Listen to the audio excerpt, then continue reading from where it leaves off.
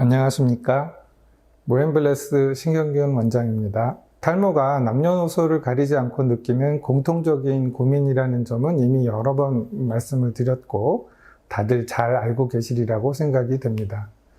그래서 때로는 아직 성인이 되기 전인 학생들부터 연세가 지긋하신 분들까지 나이와는 상관없이 모발 이식을 받는 게 가능한지 이런 상담을 받으러 오시는 사례들이 굉장히 많은데요.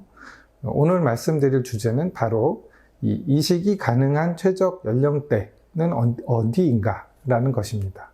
즉 모발 이식을 해야 언제 해야 가장 좋은지에 대해서 사례별로 나누어서 좀 살펴보도록 하겠습니다.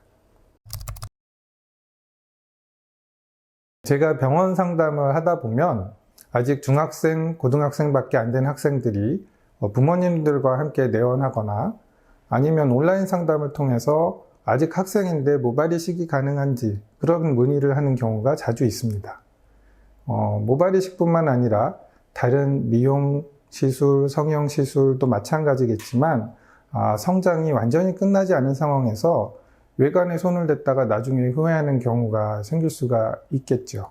그런 시술 직후에는 그런 시술 결과가 상당히 마음에 들었는데 시간이 지나면서 신체도 따라서 성장하게 될 거고 자라면서 얼굴형이 변해서 멋있던 헤어라인이 이제는 어울리지 않게 변한다든지 이마가 그때는 괜찮아 보였는데 지금은 너무 좁아 보인다든지 해서 그 변한 모양이 안 좋아 보여서 재수술을 해야 하는 상황이 충분히 발생할 수가 있습니다.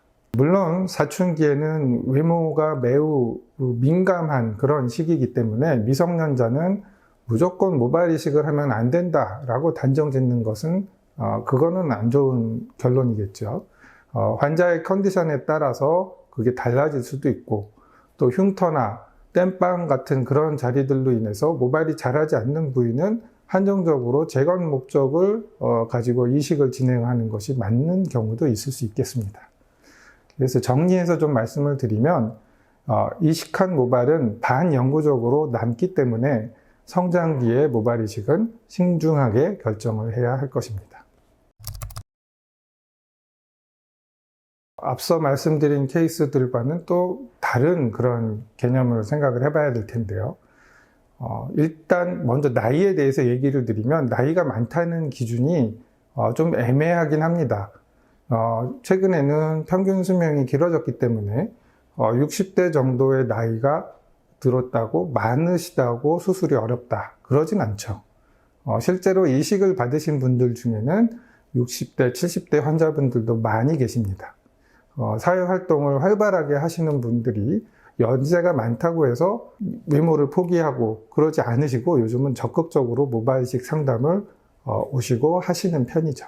게다가 모발 이식은 나이가 많다고 어려울 정도로 아주 위험한 수술은 아닙니다. 다만 연세가 있으신 경우에 이식이 필요한 후두부의 모발이 얼마나 남아있느냐가 더 중요하죠. 후두부에서 채취할 수 있는 모발량이 충분하시다면 모발 이식은 언제든지 가능합니다. 하지만 연세에 따라서 수술 전에 두피와 신체의 건강 상태를 우리가 고려를 해야 되겠죠. 다른 병이 있으신지 복용하는 약이 있으신지 그런 거에 대한 설문을 통해서 꼼꼼하게 파악하고 또 상담을 해서 수술을 진행을 하는 게 맞겠습니다. 여기까지 영상을 보신 분들이라면 이미 알아채셨을 텐데요.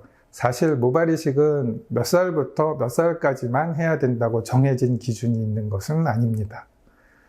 다만 앞서서 말씀드린 것처럼 나이가 너무 어리거나 또 많은 경우에 고려할 부분들이 여러 가지로 생긴다 하는 것을 알고 계셔야 한다는 점이고 특히 후두부 모발량이 충분할 때 이식하는 것이 아무래도 더 수월한 건 사실이기 때문에 탈모가 있으시다면 우선 반드시 약물 복용을 해서 더 이상 탈모가 진행되지 않게 만들어 주셔야 되고 모발 이식을 고민하고 계신다면 너무 미루거나 방치하시지 말고 의료진을 만나서 전문적인 상담을 통해서 결정하시는 것을 권장드리겠습니다.